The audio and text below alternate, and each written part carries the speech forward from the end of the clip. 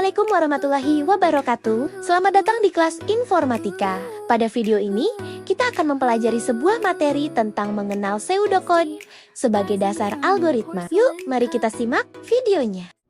Halo semuanya, sebelum kita mulai ngetik kode, ada satu langkah yang super penting tapi sering banget kelewat, bikin rencana.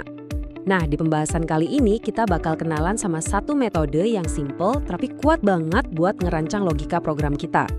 Coba deh bayangin, kamu harus ngajarin robot cara bikin minuman. Tapi robot ini tuh bener-bener literal, ngertiin setiap kata persis seperti yang kamu bilang. Gak ada asumsi, gak ada interpretasi. Gimana caranya kamu kasih instruksi yang 100% jelas dan anti salah paham? Nah, tantangan kayak gini inilah inti dari pemrograman. Oke, buat ngatasin masalah robot tadi, kita punya solusinya. Namanya pseudocode. Anggap aja ini kayak blueprint atau cetak biru buat program kita. Ini tuh jembatan antara ide yang ada di kepala kita sama kode beneran yang nanti bakal dijalanin sama komputer. Jadi, pseudocode itu apaan sih sebenarnya? Gampangnya gini. Ini tuh cara nulis kerangka program pakai bahasa manusia biasa, ditambah beberapa kata kunci dasar. Ini bukan bahasa pemrograman beneran ya, jadi komputer nggak bakal ngerti. Tujuannya murni supaya kita, sebagai manusia, bisa ngerancang dan paham alur logikanya dengan gampang. Anggap aja ini resep masakan buat kode kamu. Terus, kenapa sih kita harus repot-repot ngerencanain dulu? Soalnya, ini tuh kayak superpowernya programmer. Dengan ngerencanain logika dari awal, kita bisa nemuin potensi kesalahan jauh lebih cepat. Artinya, waktu pusing-pusing pas debugging jadi lebih sedikit. Plus, ini cara yang enak banget buat ngejelasin ide program kita ke orang lain.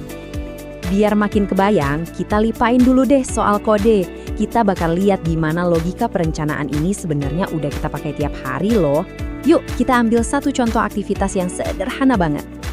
Kalau di kehidupan nyata, langkah-langkah ini mungkin otomatis aja jalan di kepala kita.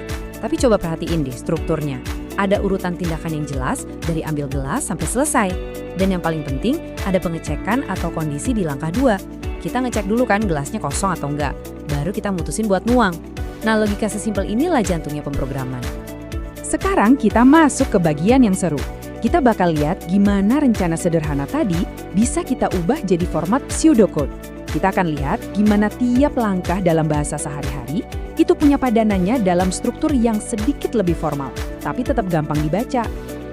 Kita mulai dari langkah pertama. Rencana kita kan ambil gelas. Di pseudocode, kita bikin ini lebih tegas. Kita pakai kata kunci start buat nandain awal dari instruksi, terus get sebagai perintah spesifiknya. Jadi, ambil gelas kita tulis jadi get cup. Simpel kan? Lanjut ke bagian paling penting, bikin keputusan. Rencana kita bilang, jika gelasnya kosong, tuangkan minuman. Nah, pseudocode ngatasin ini pakai struktur if, then, yang logis banget. If cup is empty, itu pertanyaannya atau kondisinya. Terus then pour drink, itu jawabannya atau aksi yang dilakuin kalau kondisinya terpenuhi. Struktur ini tuh fondasi dari hampir semua program komputer. Dan buat nutup semuanya, rencana kita cuma bilang selesai. Nah, di pseudocode, kita pakai kata kunci N buat ngasih sinyal yang jelas banget kalau semua rangkaian instruksi kita udah beres. Jadi, gak ada lagi tuh cerita bingung prosesnya udah berhenti apa belum. Dan inilah dia hasil akhirnya kalau kita gabungin semua. Dari start sampai end, kita punya alur logika yang jelas dan terstruktur banget. Coba deh lihat, kita nggak perlu tahu bahasa pemrograman apapun buat ngerti instruksi ini mau ngapain. Inilah inti dari pseudocode, ngejernihin logika kita sebelum terjun ke detail teknis penulisan kode. Jadi yuk kita simpulin kenapa ngerencanain ini penting banget. Ini bukan cuma latihan buat pemula ya, ini tuh kebiasaan fundamental yang ngebantu siapa aja buat nulis kode yang lebih baik dan lebih efisien. Kuncinya selalu sama, instruksi yang jelas. Coba deh renungin kutipan ini. Beberapa menit perencanaan bisa menghemat berjam-jam ngoding. Ini bener banget, perencanaan itu investasi.